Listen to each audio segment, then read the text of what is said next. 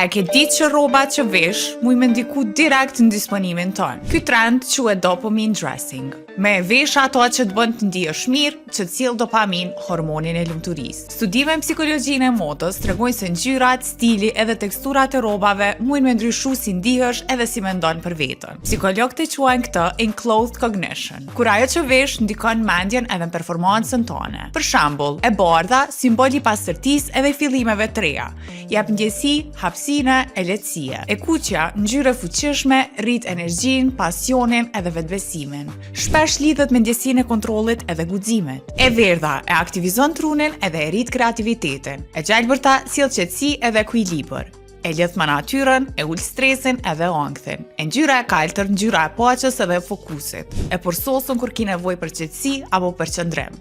Edhe e zeza që kur tekët me vesh vështirë me u shkput prej saj, simboli i forcës edhe autoritetit, po edhe misterit e elegancës. Po nuk ka rregulla të forta, gjithçka varet nga ajo që ti lidh emocionalisht edhe vizualisht me ngjyrën. Në fund ditës, dopamine dressing është arti me u ndje mirë në trupin tonë. Zgjedhni ngjyrat që të frymëzojnë, që të bojnë me buzëqesh edhe këshire që ndryshon dita. Për ma shumë video si kjo, follow Urban FM në krejt platformat edhe mos harroni me na bu subscribe në YouTube.